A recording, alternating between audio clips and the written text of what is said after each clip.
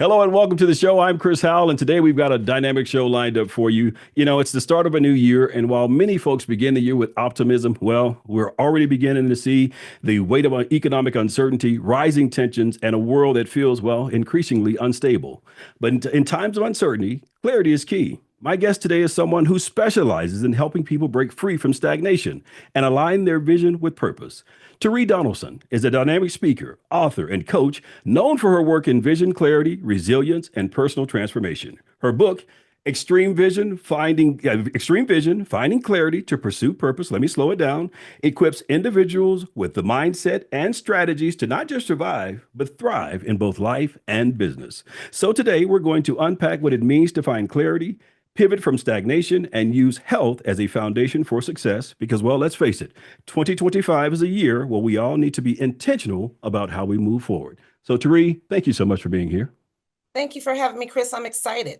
Absolutely. You know what? As I said in the open, I mean, again, folks are already beginning to feel mentally exhausted here early in 2025. I mean, you've got economics uncertainty, you got political uncertainty. Things are really just beginning to feel a little bit unstable early in a new year, new presidential administration.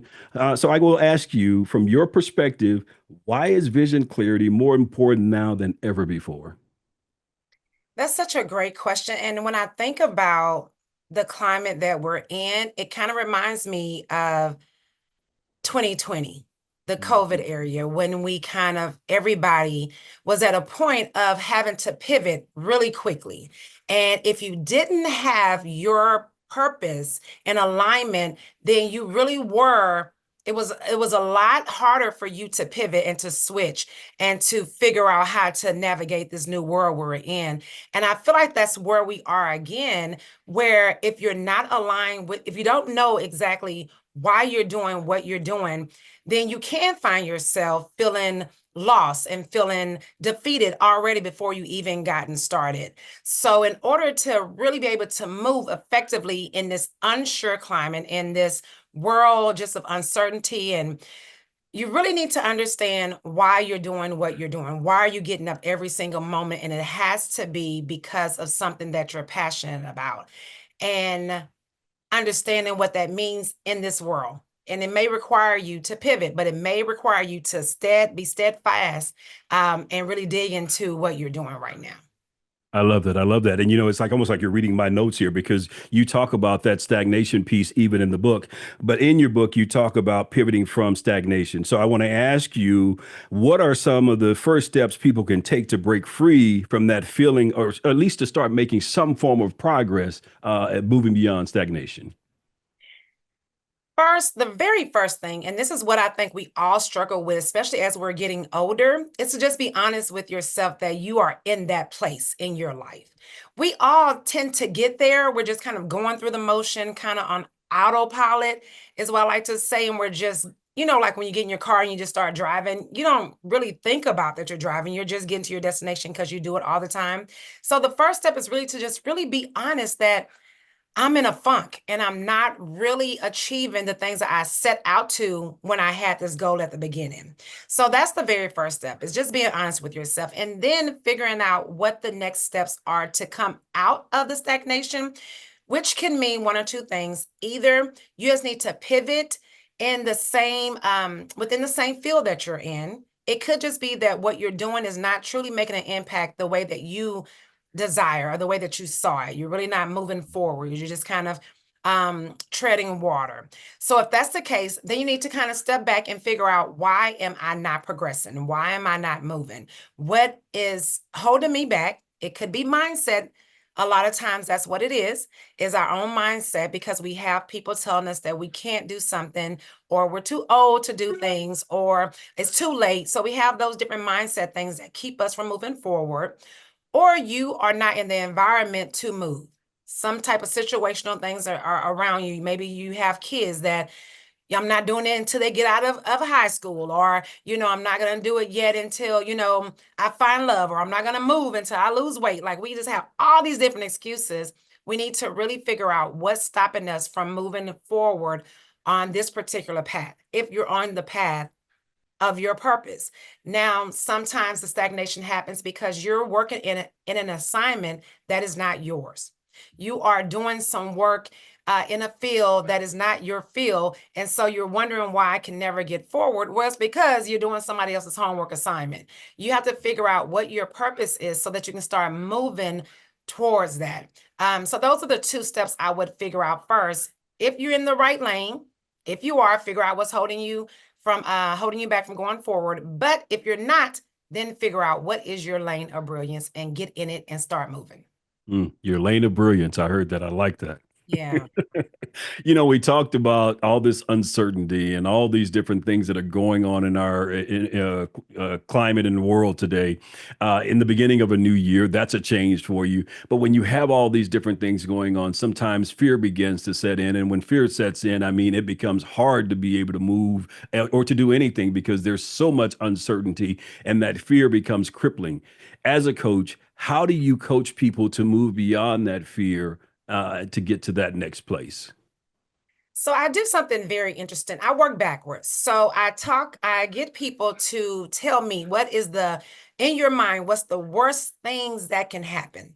What are some obstacles that are like, we know certain things are going to come. I tell my clients when you set an intention, distraction is coming. It's not when, it's coming. Just be prepared for it. So to me, you can't prepare for everything, but if you start preparing for things that you feel are going to be an obstacle, it kind of give you like some backup, because like you can see it coming. It's just like practicing for a game. You don't just go play a football game. You have to practice every day. They give you situational things that may come up. They run you through the drills. You have to do the same thing with your purpose and your goals. You have to think about what kind of obstacles can come. What is the defense coming? What's the offense coming? And start thinking about those things. And then we start thinking about strategies. So I always tell my clients, we're not going to just do these goals. We're doing strategic planning. And a lot of times we don't think about strategic planning when we're thinking about our own lives, but it has to be strategic. You have to know why you're doing what you're doing. Are you just busy? I call it the busy disease. You're always just doing something. That doesn't mean you're productive. That just means you have the busy disease and you're not getting anything done. So I like to do a defense type of technique with my clients to kind of make them start thinking about stuff that could happen. And let's start thinking about now, how are we going to handle it when it comes? So that's the Yeah. strategy that I use. Another strategy that you really emphasize in the book, Extreme Vision, you emphasize progress over perfection. Absolutely. Because again, this whole mindset of perfection, and I'm going to wait till I perfect it before I even begin to start it, that type of thing. I don't know how we think we could possibly achieve that, but it paralyzes us and keeps us stagnant as well.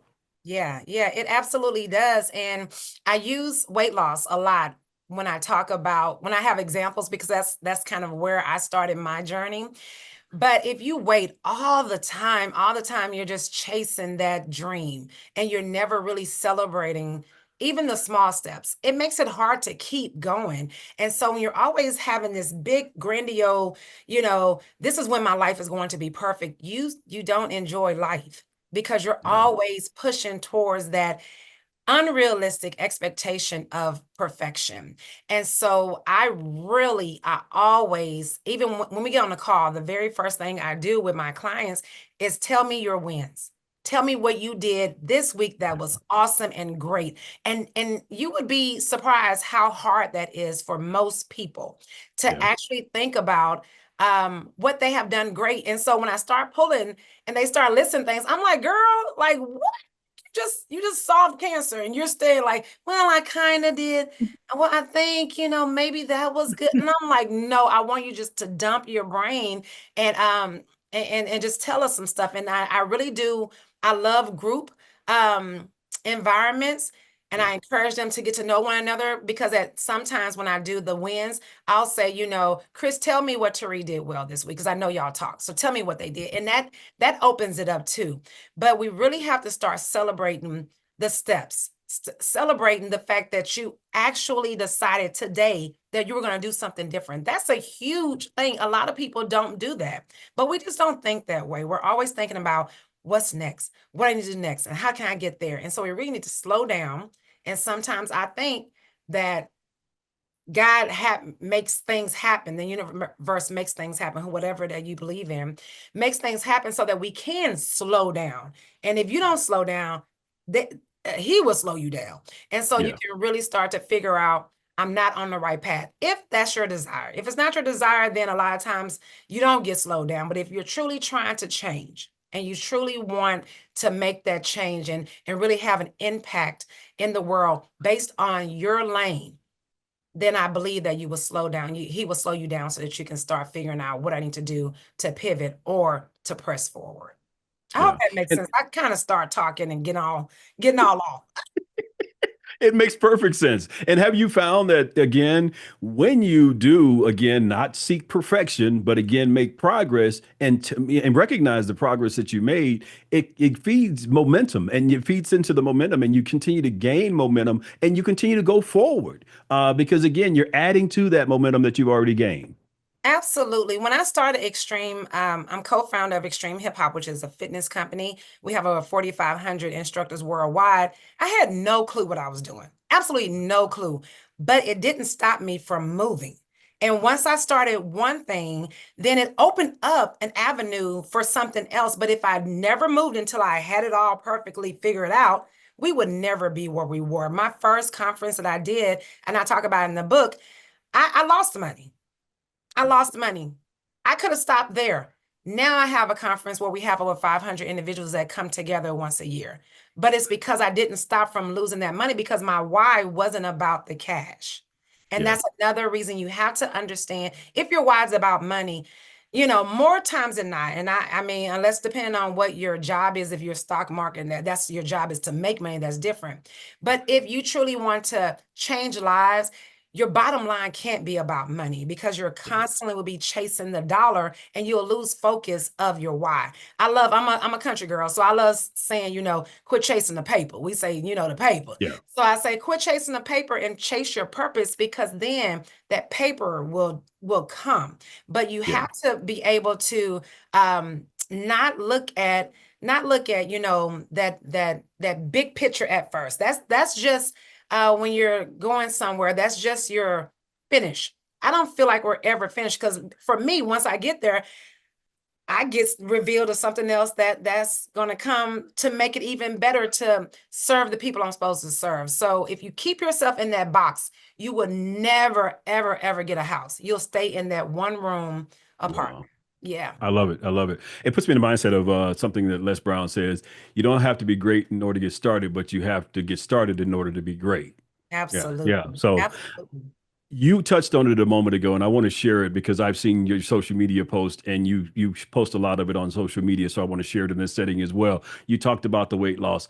Talk about your biggest accomplishment in that space.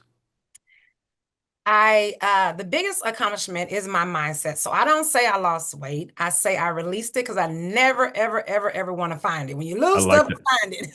So I've released over 100 pounds and I've I'm going to kept. give you credit for that the first couple of times. After that, it's mine. Okay. I That's love it. right. That's right.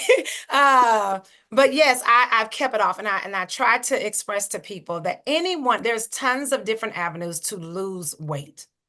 And I really didn't share it a lot in my book, and people talk to me about it a lot, is because I had a terrible mindset when I first started this journey. I was doing very unhealthy things to lose weight. And it came right back. Mhm. I was using, and it was in a gym setting. So the women there thought they were helping out by telling me to take this serum to throw up, or take Mm. what is it, those water pills to lose a lot of water. Like they thought they were helping, but in a sense, it made it worse with your Wow. mindset because when you think about why a lot of people hold on to weight, it really is mental, and how we can release it. It really is mental. We have to get into a space of realizing it is a journey. It is and I have two girls, so I'm always constantly trying not to um, have this unhealthy relationship with food. I'm one of 8. And I was joking because I said I used to kind of spit on my food so my brother wouldn't eat it. And he was like, we got the same mom. I'm still taking it. So then I was stuffing my food in. So there's like a ton of different things that go on when it Yeah. comes to why people are overweight. But my biggest accomplishment with that is having a mindset and realizing that it's just about being honest. My body feels good at this weight, and I don't compare it to anybody else or what anybody else would say I should be at. I look at my life quality, and so it's a whole mindset shift that has resulted in me having a healthy, well-rounded, um, healthy lifestyle journey. So wellness is a huge part of my life, and it's because I have a harmonious balance with my spirituality, my health, my professional, and my personal life. I keep those things in harmony, and it all works together. Okay, so you didn't talk about it in the book, so you have to tell me now. You have to, this has to be an exclusive, I guess. You have to tell us exactly how do you shift that mindset to say, I'm just going to change the way I look at food. I'm going to change my relationship with food. I mean, to go, I don't know at what point or Yeah. what age or stage of life you were in when you made this switch, but how does that happen? How does it happen? It is a practice behavior. But I'll tell you the moment, and I can remember this moment. The person who I work out with now, when I was telling him what I was eating about 900 calories at one point, and I was working out 3 times that day. So I was probably, 3 times a day? You're 900 calories in working out 3 times a day. yes. So I Okay. was not on, I was starving myself as I Yeah. look at it now. Yeah. And still have issues with not being able to eat a lot because I messed up my digestive system in a sense. And he said to me, Teri, you lucky you're not dead. Your body needs certain things to be able to function properly. And I thought about that, and I thought about all like lifetime, because I was 40 plus when he said that. Yeah. I was health, I mean, I was at a pretty good weight because I was thinking about weight.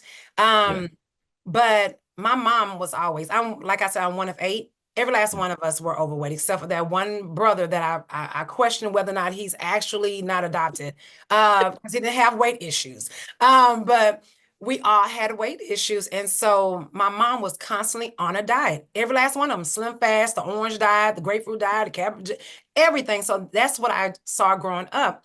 And so I've always been on a diet. And I really, when he said that to me, like it finally clicked that I have to eat in order to feed my body so that it can do me good, Yeah. so that I'm not around here. Like I tell people all the time that I look forward to turning 50 because I want people to say, girl, you how old? Like that's my whole goal is, girl, you how old? So I Yeah. can't wait to be 50 because I am getting older, but I'm not aging.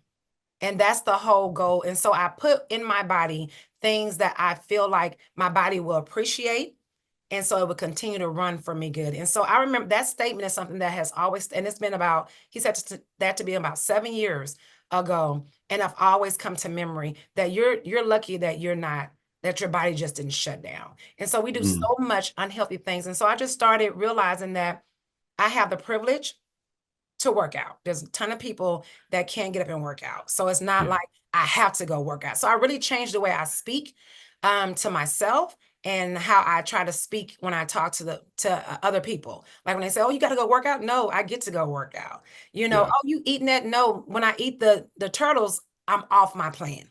This is my Mhm. normal eating. I love, because I feel good. I'm able to, get up. My mind is clear. So I think really it's a practice behavior, and it's the way we talk to ourselves. And we just have to get in a better habit of talking to ourselves the way we would talk to a friend.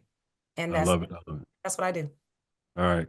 So you gave me a liner that I'm going to give you credit for the first couple of times, and then I'm going to take it on. I will give you one back. I like what you just said about, what did you say? Now, if I was going to give you the whole thing about putting it on your t-shirt, girl, you how old? Put that on your t-shirt on your 50th birthday. Girl, you how old? And let people I'm gonna read it. do Yeah. that. Yeah. Put it on. Yeah. That's your t-shirt to wear on your birthday, I guess. Yes, I love it. I love it. You have to give me credit for it. All right. I am. I'm gonna say Chris gave me this. I'm gonna put in parentheses and everything. We talked a whole lot about, folks may be feeling anxiety and overwhelmed and things of that nature about, where we are right now in our climate. If in fact someone is feeling that way right now, let's talk about, and they want to start making a change. What's one small but impactful shift they can make today to start trying to get beyond that feeling of overwhelm, feeling overwhelmed at this point? Yeah, I would say one massive thing that I would encourage people to do, and I will preface this by saying, do what is good for you. Because what is good for me may not be good for you, but I'm going to give you some suggestions, right? Okay. Um, just because I hate when people say stuff like, go exercise, do that, da, da, da, da, da. Well, I don't like exercising, so I don't think I want to do that. But I love to tell people to write it down. I am definitely a pen. So when you said that earlier, I'm a pen to paper person. I Yeah. have tons and tons and tons of notebooks that I'm always writing in because it helps me to focus more on gratitude. So that's the Mm. tip, is to spend some time thinking about what brings you peace and what you're thankful for, and write it down. Because when you get to those moments where you need some encouragement, you can go back to your own words. You don't have to look at nobody else's gratitude book or 15 minutes of motivation. You can go back and look and see in February the 3rd, 2024, this is how I was feeling. I was so grateful. I've taken that for granted, that I was so grateful for that. So it gives you an opportunity to kind of go back to a peaceful time in your life. Our bodies and our minds are such wonderful creations. And we're good at kind of we're good at forgetting things that um brings us pain, and then things and in turn we forget quickly things that bring us joy. And so whatever you focus on is true. If you think your life is bad and you keep saying it and you keep moving like it's bad, that's how your mind like, cool, our life is bad. But if you focus on things that are positive, the good things that are good in your life, then your mind is like, oh, our life is good. Our bodies and our minds are wonderful, and they're going to take the direction that you give them. So give them the right direction. And one way to do that is to write down nothing negative, just write down all the positivity. And sometimes it takes a minute, just like our Yeah. wins, but it's a practice behavior. So every night, start with writing down 3 things that you're thankful for, or grateful for, or 3 things that happen well or happen good in your life. And I also have a book that you should, a notebook, I have one, of things that you enjoy doing. Mhm. Because once you write those things down, and this is just an extra tip you didn't ask me for, but write down the things that you do well, and then write down the skills that you have and start mashing those things together. That really truly gives you what your purpose is. Because just because you love something don't necessarily mean you have the skills for it, but you can figure out how you can work in things that you love to do. I Yeah. don't know if that makes sense. Like, I'm No. 5'3.5". I love basketball, but that wasn't going to allow me to be part of the WNBA just because of my love for it. But I Yes. but I could work as a sportscaster. I can go work as a manager. I can work in the offices. You can still package your love for things so that it can be a business. So that's Yeah. just an extra tip. No, I love it. I love it. And when we talk about extreme vision, it's been out for a minute now. Let's talk about what it is you want readers to take away from this book. The one thing you would hope that readers would take away from this book. That no matter where you are in this moment, you can pivot and start again. You can start over right now. I don't care how old you are, how good that job is, how good that job was because you got laid off. You can start over today.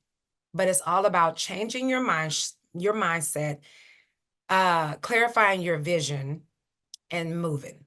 You can't just say I want it. You have to show, the universe that you want it. Because once you start showing the universe you want it, it opens up for you. Wow. And you may have just answered my last question as we get ready to land this plane. I was going to ask you to read. We always like to share one's principles for success with our listeners. I've had a chance to go over your social media pages. You always share words of encouragement and empowerment. Again, you show yourself in the gym working out. So you're showing yourself in action doing these things. You penned the book again to help us to, again, find our purpose. Uh, as folks look at your life, what is that thing that you would hope folks would say about you, and what is that thing that you feel has led you to your success?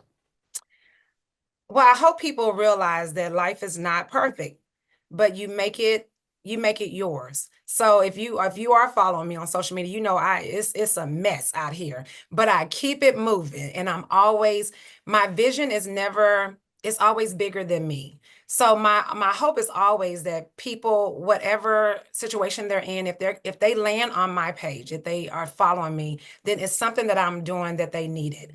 And I'm helping them to find their true purpose because I was out there lost and I was just going through the motions and I was just chasing the paper.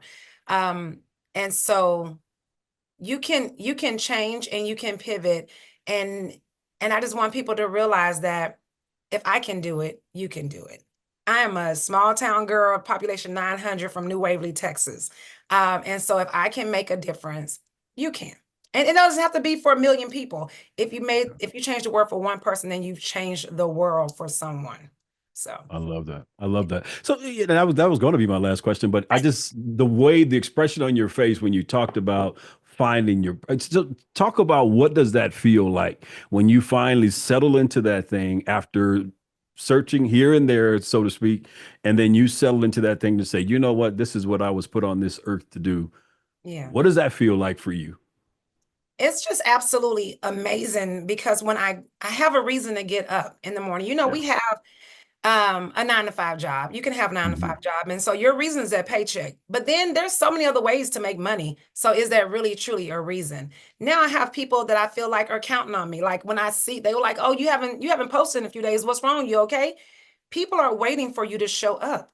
And when you get that feeling and you know that, it really makes life better because we are people, we're supposed to have community, we're supposed to be here for one another. And so realizing that my life is more than just for me, I'm honored enough to be able to touch not just my kids and my siblings, but traveling around the world and having someone say that during COVID and y'all being on YouTube and exercising, you saved my life during that time. That's such an amazing honor to be able to have someone say, you saved my life. I look forward to coming on Facebook and Instagram and hearing your tea talks. Like that's a huge thing that God has blessed me with. I consider it a privilege every single time someone say, you've changed my life. And this, if it's just for this little piece and for this little moment, that's just an honor to be able to have that, for them to give that to me. So it makes it just really changes my perspective on things because that's not the way I grew up. I grew up, you go get a job, you retire from the job, that's the goal, that's the life. But to be able to actually make an impact on my community is just it's no other feeling like it. And it's not exclusive to me. That's what makes Yeah. it great. I'm helping people realize it's not exclusive. I'm not a special person. I just make special choices. And so they can too. I love it. I love it. All right. So we've teased it, we've talked about it, but we hadn't shared it. What are your social media channels, or what's the best way for folks to be able to reach you? I am Googleable, so you can look up Teri Donelson on YouTube, Facebook, Instagram. I'm even on the TikTok, which that's always fun. My daughter, she clowns me because she said you on old TikTok. That's fine. I'll stay on old TikTok. But yeah, Teri Donelson everywhere. Wait a minute. So is there a new TikTok? So it's old people TikTok. So like if I come up and I say, show me this dance, she was like, Mom, that's been out for your timeline is old TikTok. That's old people TikTok. And so they Oh, have their algorithm is different than I'm on old people algorithm and not hers. So that's fine. I don't need to see some things that y'all see, and that's yeah, great. which is probably where we better stay, huh? That's where I need to stay in my, that's like I said, stay in your lane. I stay in my lane because these dancers are crazy and she want to teach me. It's like a 20 count before you start. I'm like, that's okay. I'm gonna stick with the RoboCop, the snake, the Cabbage Patch. Those things have served me well. Well, Tari Donaldson from New Waverly, Texas, a town of 900 people, we appreciate you Yeah. for spending time with us today. Thank you so much. I've enjoyed our conversation. Absolutely.